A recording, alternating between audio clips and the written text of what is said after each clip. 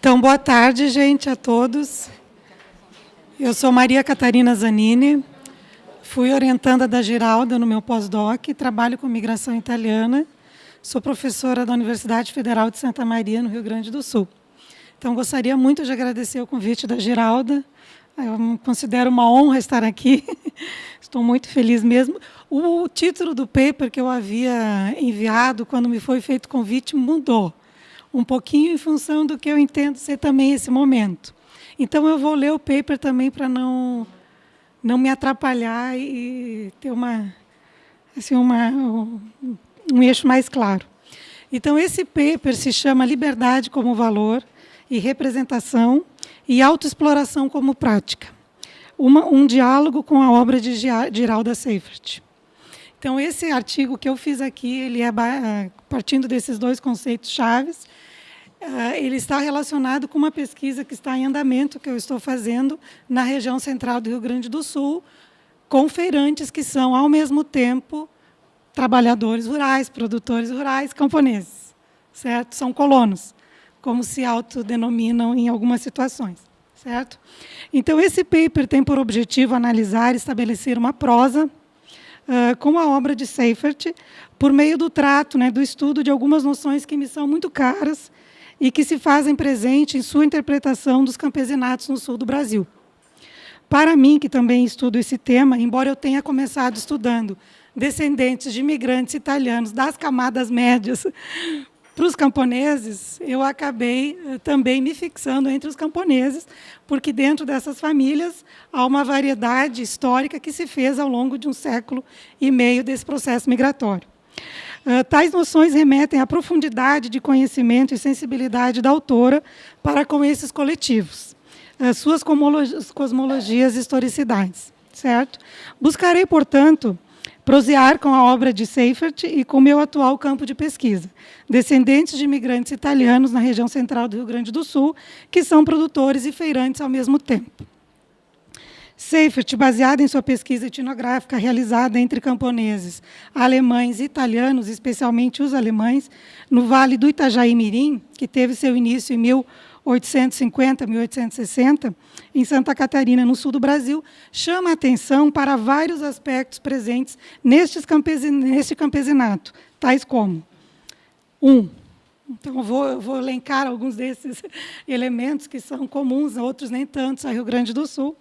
Então, sua formação vinculada aos processos migratórios ocorridos no século XIX e início do século XX, e ao importante papel desempenhado pelo Estado, que é uma das categorias mais presentes na obra da Giralda, ao longo das variações que ela vai tendo, estudando os descendentes de imigrantes alemães, em sua configuração, especialmente na criação do espaço geográfico, político e social denominado colônia, e na identificação destes imigrantes como colonos, que é uma categoria, então, instituída pelo Estado e que acaba depois sendo atribuída e sendo, então, tomada também como uma autoatribuição.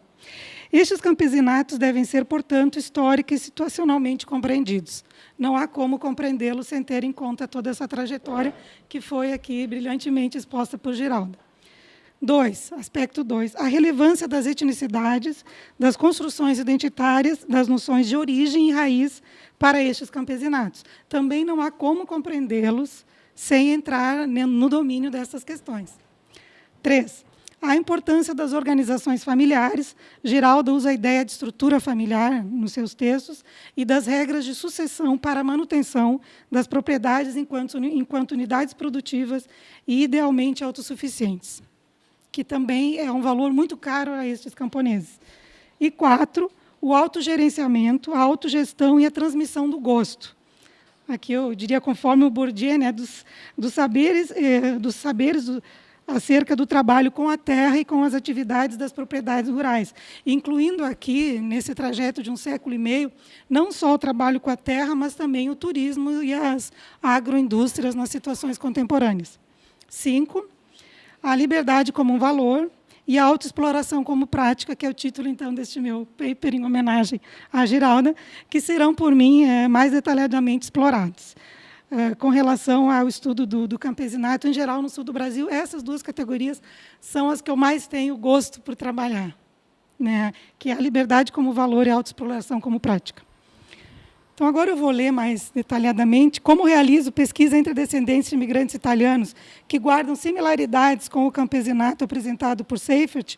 A autora é constante companhia em minhas reflexões e compreensões acerca do que tem ocorrido historicamente com esses trabalhadores. É impossível não recorrer a seus escritos para situar meus pontos de vista e também as minhas interpretações acerca desses camponeses. Embora, devido aos contextos históricos, geográficos, ambientais e culturais específicos, nem sempre a trajetória desses emigrados europeus seja similar, nem no Rio Grande do Sul, nem em Santa Catarina. Sempre é muito bom dialogar com o Geraldo e observo como, apesar das diferenças, os camponeses, para sobreviverem e se reproduzirem socialmente, tendo a terra como elemento vital, desenvolvem estratégias e táticas específicas.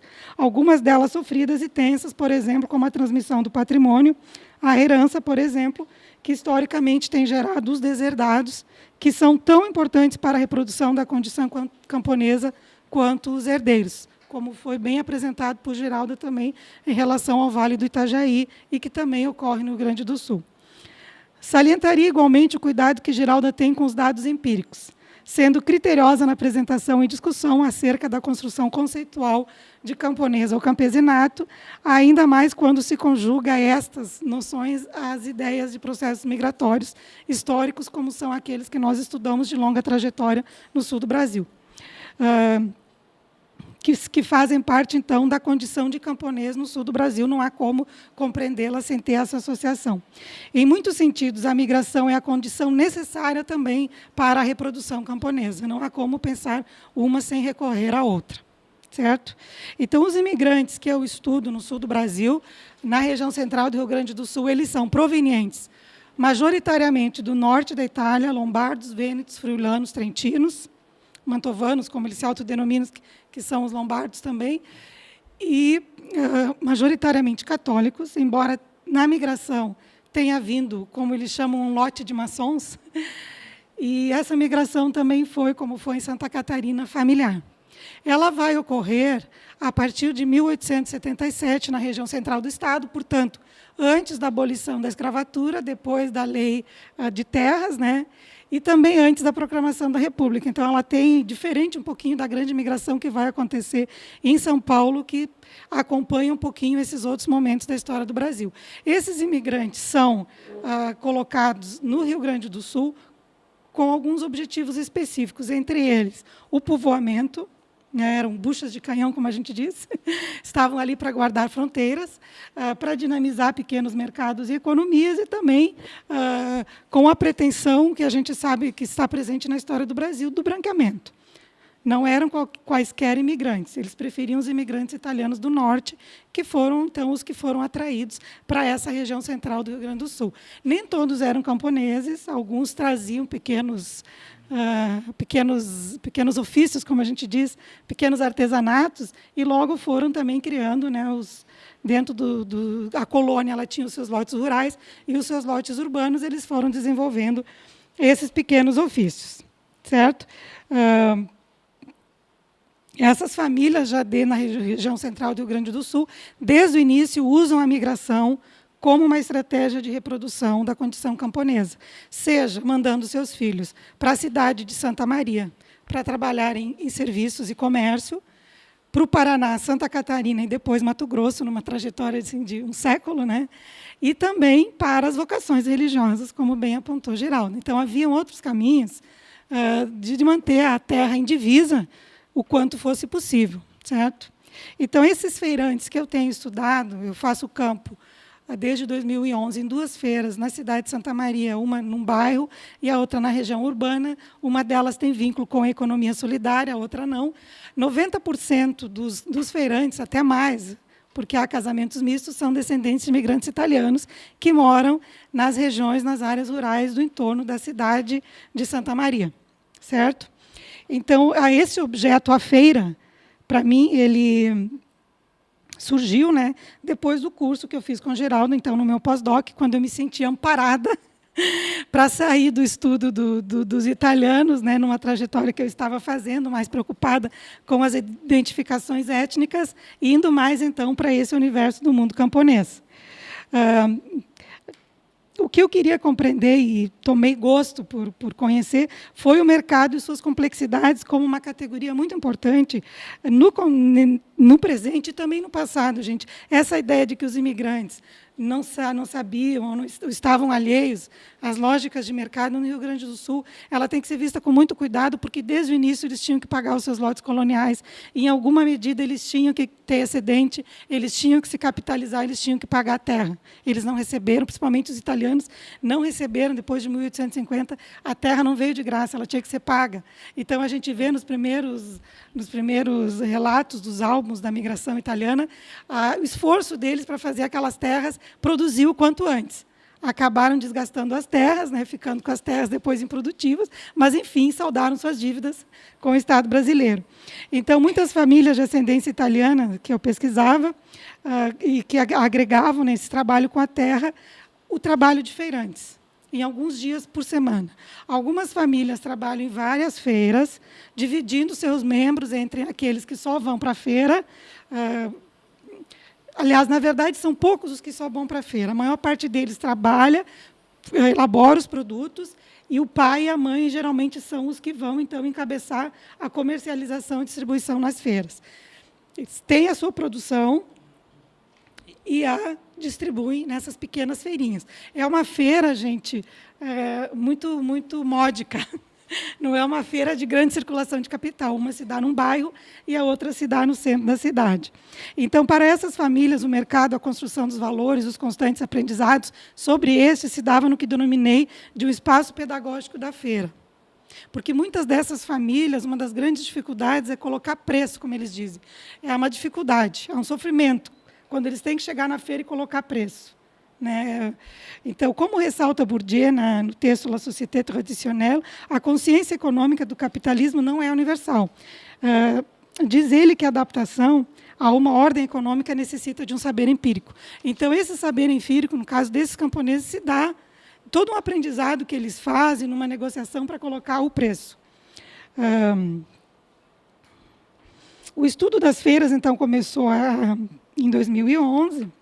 Esses feirantes chegam às 5h30 da manhã, montam as suas barracas, ficam ali até às 13h30, depois desmontam a barraca e vão-se embora, deixando o espaço limpinho, como eles dizem. Né?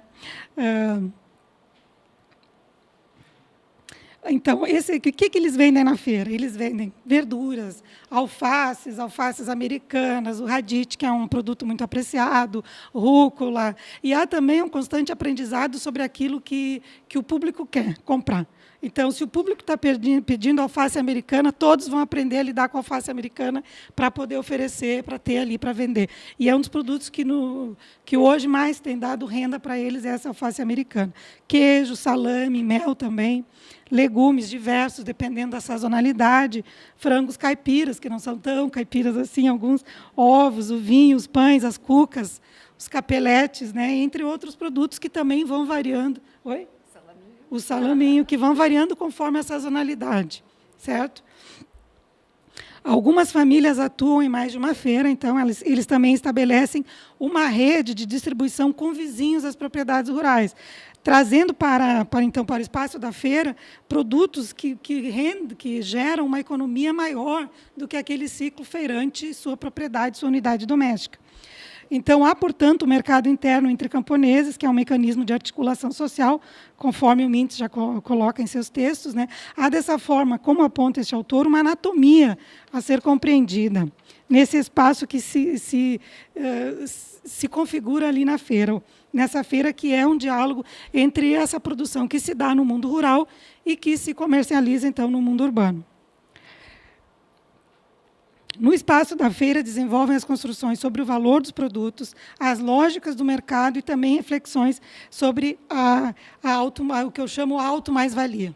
Porque, como nós temos feito campo sistematicamente, todas as quartas de manhã, todos os sábados de manhã, e nós sentamos, levamos uma cadeira, ficamos sentados junto com os feirantes, acompanhando, né, toda a rotina deles. Muitas das questões tensas entre os feirantes estão vinculadas a esses processos, então, que é compreender essa lógica do mercado e também compreender como é que funciona essa auto mais-valia imposta.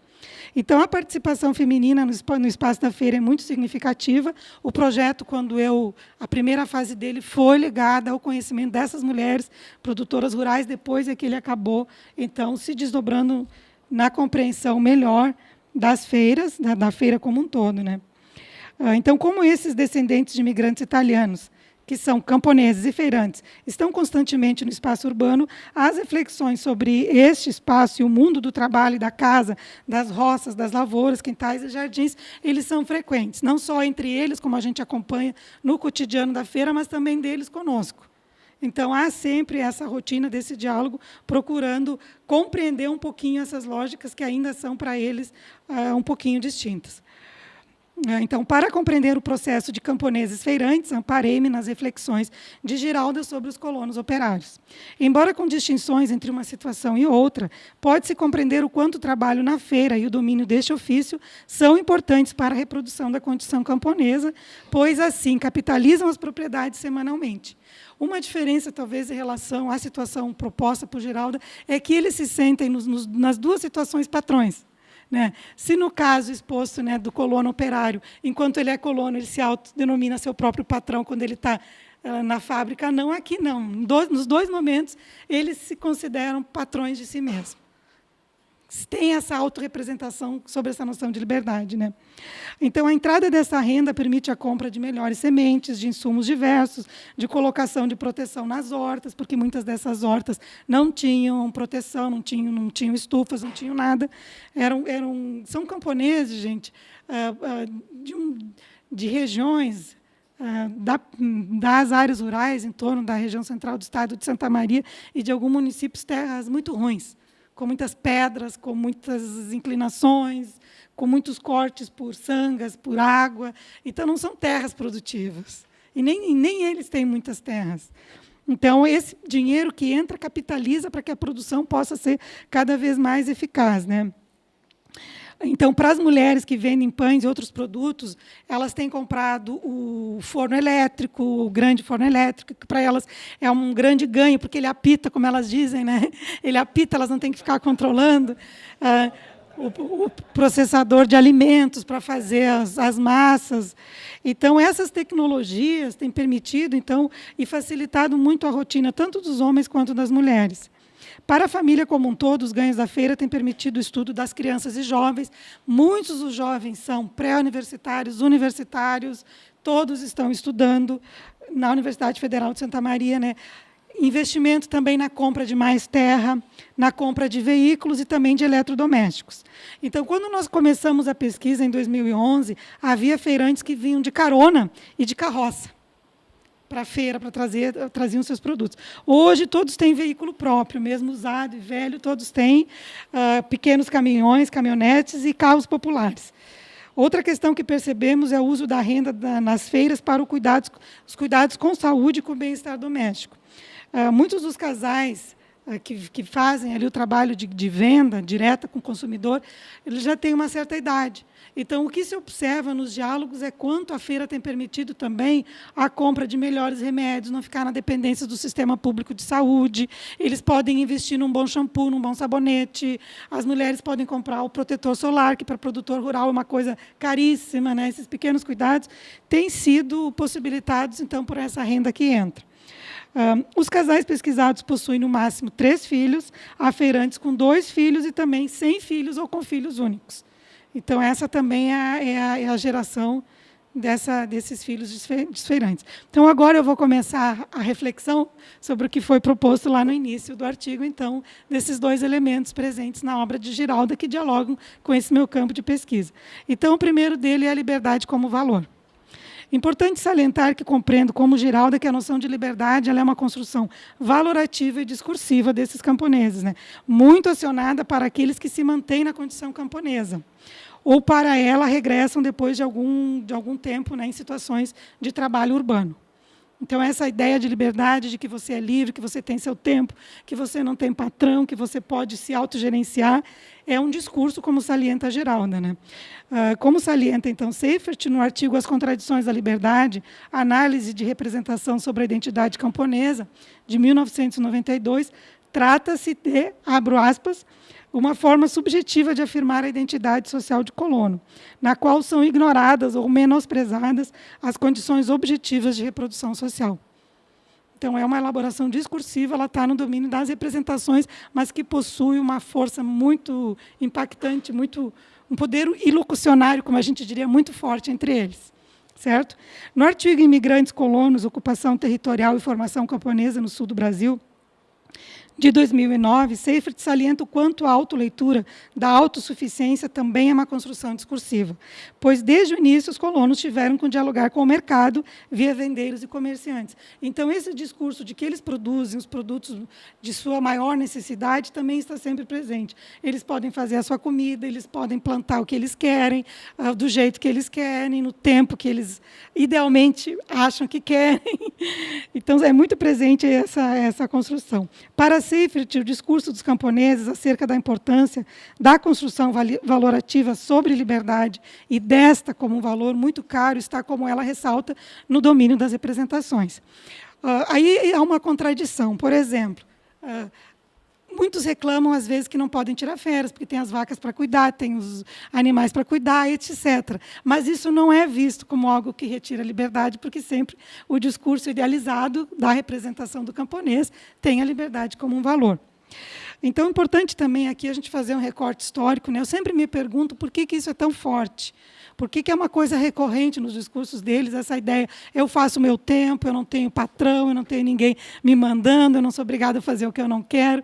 Porque, se nós formos pegar historicamente a situação desses camponeses que Giraldo estudou e dos camponeses italianos que foram para a região, para o Rio Grande do Sul, os italianos, eles estavam em situação de servidão, muitos deles na Itália, ou eram pequenos proprietários, ou eram meeiros, então pessoas que viviam em condições de extrema pobreza. Quando foram para o sul do Brasil e se tornaram proprietários, a liberdade é um bem extremamente valorizado. Ela foi uma conquista histórica desses trabalhadores que viviam na Europa em condições muito precárias. Inclusive, poderiam ser relacionadas ainda a certos tons de feudalismo, né? Nos vínculos. Isso está na literatura sobre os italianos, isso está apontado por Renzo Grosselli, quando ele fala dos trentinos, que vão para Santa Catarina, também para o Rio Grande do Sul, né? Toda a criação discursiva dele sobre a migração. Então, essa ideia de liberdade ela sempre teve muito presente. A migração como uma conquista, tanto da ideia da propriedade, para serem senhores de suas terras, como da liberdade sobre si mesmo, domínio sobre eles mesmos. Então, há poucos dias, no espaço da feira, conversando com uma feirante, que tem cerca de 30 anos, filha de outra senhora, que é feirante, elas têm a banca lado a lado, ela produz em terra de parentes, trabalha na feira para comprar terra, pois a terra dos pais, que também são feirantes, é toda utilizada por eles e para a produção, visando tanto a feira como o autoconsumo da família.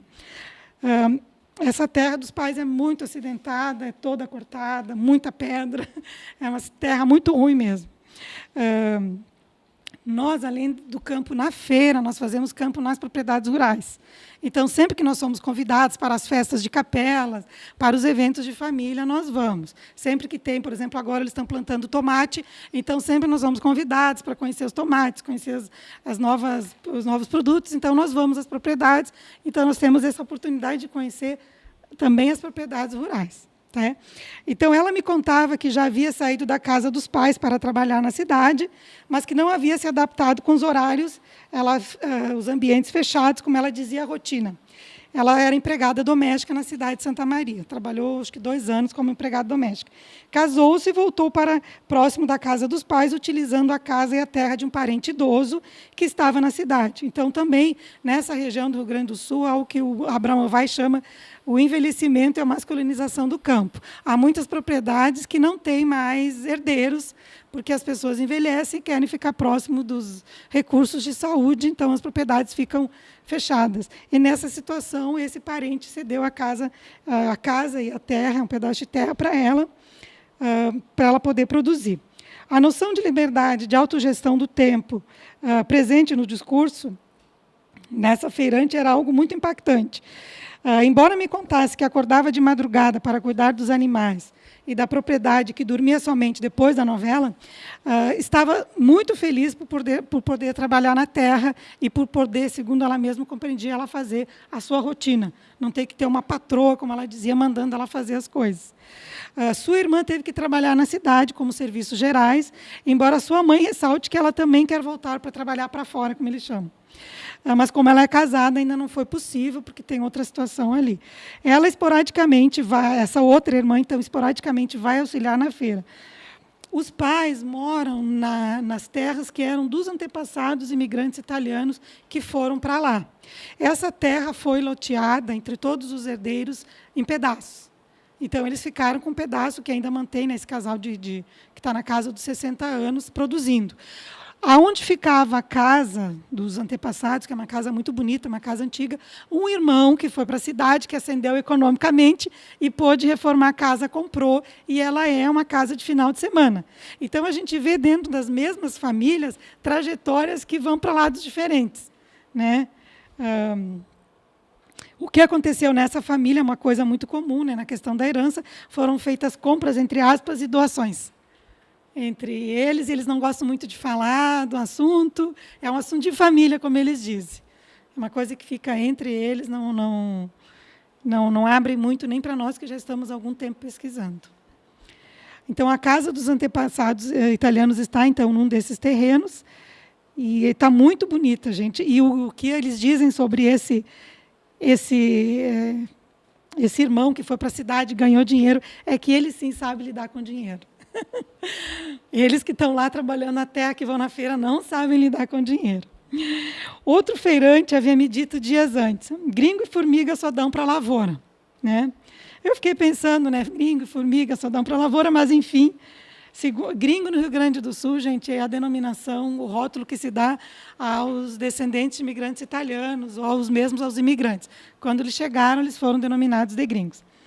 Ele estava me dizendo isso, salientando quanto gosto pelo trabalho pesado na terra, para ele era uma coisa de extremo prazer. Ele e essa senhora já estão na casa dos 65 para 70 anos, e os dois cultivam a terra. Apesar de cansativo, eles gostam muito. Ele e a esposa, então, já na casa dos 60 e tantos, contavam que passavam mal no dia que não lidavam na terra.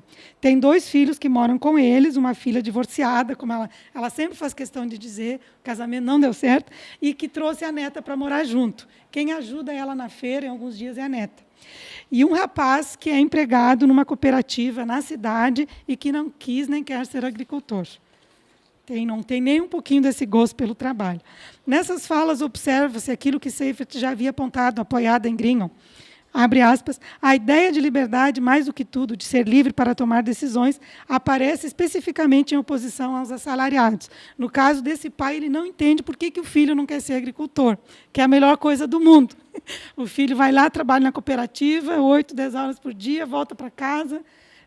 Então, essa questão de por que, né, essa lógica de você justificar a condição camponesa. Em outra citação, Geralda diz, abre aspas, os colonos, assim, autodefinem-se como possuidores de liberdade de escolha, por não estarem submetidos a uma hierarquia de chefes e patrões, a um horário de trabalho. Então, essa noção de liberdade, dentro de uma sociedade capitalista, em que eles veem a rotina estafante, permite a interpretação do seu trabalho, às vezes, como mais leve, como mais prazeroso. A gente sabe que o trabalho na terra é extremamente cansativo, extenuante, os corpos se desfiguram facilmente na idade de 60, 70 anos, eles têm muitos problemas de saúde. Então, mas é um discurso idealizado sobre a liberdade. Também, como ressalta, então, Seifert, trata-se de uma, entre aspas, suposta liberdade que é acionada como justificativa para a permanência no campo e pelo gosto com o trabalho na terra e na propriedade. Embora se autoexplorando com rotinas de trabalho exaustivas, sentem que trabalham para si e para a família, na geração de uma mais-valia em casa e para os seus. Então, essa é a ideia. Nós estamos nos matando, mas é para nós, para os nossos. Então, por que eu me pergunto sempre, por que a liberdade, então, é um valor tão caro para eles? A gente tem que, então, ir nisso que já foi exposto por Geralda, de compreender essa historicidade de quem eram, né, essas famílias desses migrantes quando vieram, em condições paupérrimas, né, em condições de exploração feudais em algumas situações. Então, agora eu vou para o segundo item, que é o da autoexploração. Né? A liberdade como... eu já vou terminar, já. Não, já estou terminando, já estou acabando. Então, a autoexploração. Então, o trabalho, gente... Não, já estou acabando, gente. Então, a autoexploração. Então, o trabalho como uma virtude étnica, que é um termo que Giralda usa, né, faz parte das construções identitárias desses camponeses. O gosto pelo trabalho é concebido como um valor moral e civilizatório que faz parte das autorrepresentações. A preguiça é algo condenável entre eles, né, e o contraste se dá na figura, então, dos brasileiros, no caso do Rio Grande do Sul, dos pelos-duros, que, segundo eles, nas construções identitárias, por isso que também quem estuda esse campesinato acaba estudando as questões raciais, outras questões, porque elas estão nos entornos dessas configurações geográficas espaciais. Segundo esses trabalhadores, então, os brasileiros não seriam muito dados aos trabalhos pesados, não dariam para a lavoura. Só gringo e formiga dá para a lavoura. Né? Então, a experiência sobre o mercado possibilitada pela feira tem feito com que valorizem muito mais sua força de trabalho e o valor da troca de seus produtos, pois percebem que quanto mais renda ingressa na casa, mais qualidade de vida conseguem ter, podendo melhorar suas moradias, seu investimento em saúde e também comprando tecnologias para produção, como fornos, processadores de alimentos, etc. Né? Aqui tem um caso que eu tirei do meu diário de campo, que é uma situação muito... Eu fui na feira, assim, das senhoras com quem eu sento, contando que ela comprou, depois de ficar meses economizando um processador de alimentos, para triturar o peito de frango, porque ela faz o capelete, e a capelete é uma massa que se come no Rio Grande do Sul, que é um chapeuzinho, e ela fecha um por um manualmente. Então, ela já tinha muito trabalho fechando, ela queria um processador para fazer o recheio mais fácil, né? Então, ela me contava, né, que ela comprou, justificando. Né, e é uma coisa muito interessante entre esses camponeses, como as mulheres justificam tudo o que compram. Comprar não é uma coisa que dê prazer. Tudo é justificado porque eu precisava, porque foi necessário, porque é uma lógica assim, do sofrimento com o gasto. Então, ela me contando, né?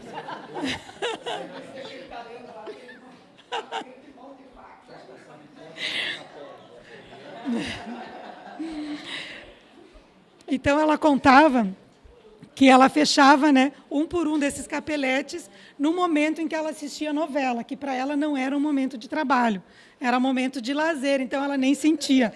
Então, ela comercializa cerca de 1.200 a 1.500 capeletes por final de semana.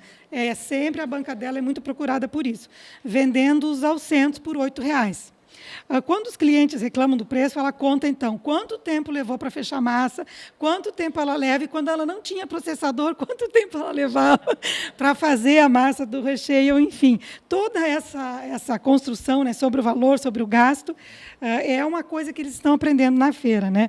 Então, uma das minhas reflexões sobre isso, que o tempo, como ressalta Bourdieu, né, nada mais estranho ao espírito tradicional do que fazer do tempo um objeto de cálculo. E a gente vê nesse sentido. Ela diz, eu não estou ali, eu faço enquanto eu assisto a minha novela.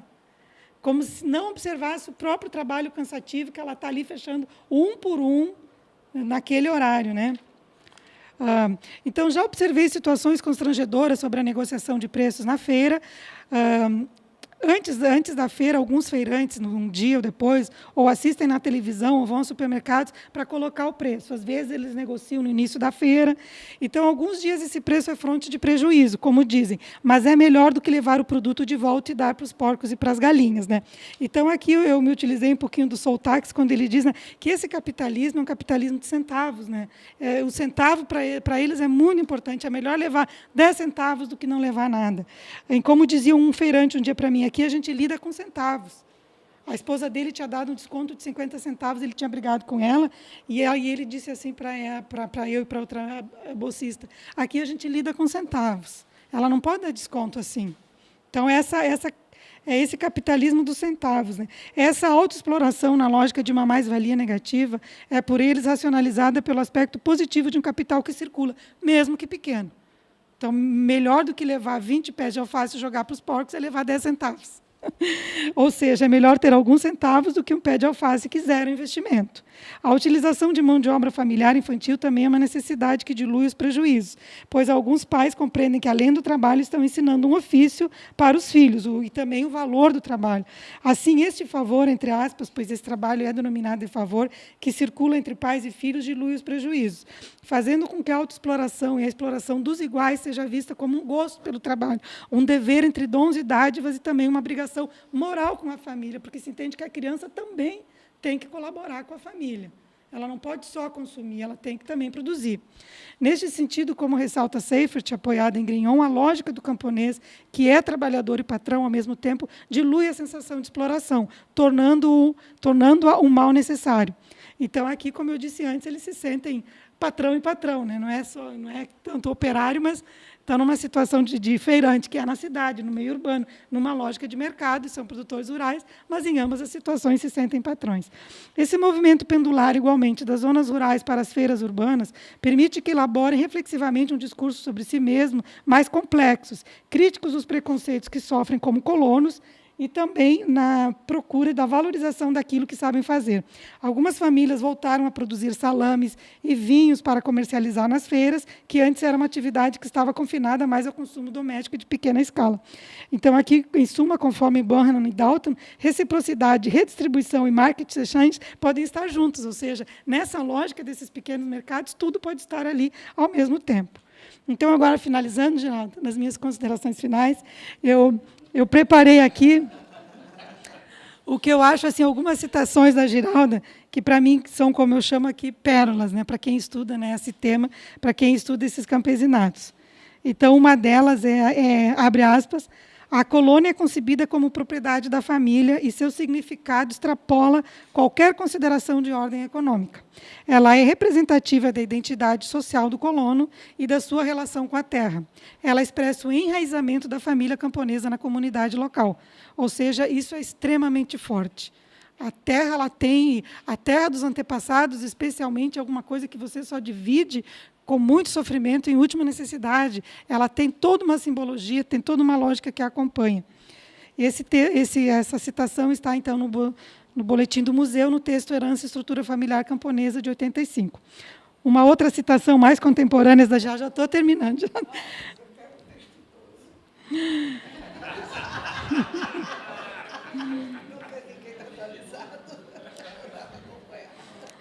E tem duas citações, gente, do texto da Geralda, que foi publicado, então, na Mana, né, de 2011, que se chama Campesinato, Estado no Brasil, que tem duas situações assim, que eu acho que são exemplares para quem acompanha, né, a trajetória desse campesinato. Então, abre aspas.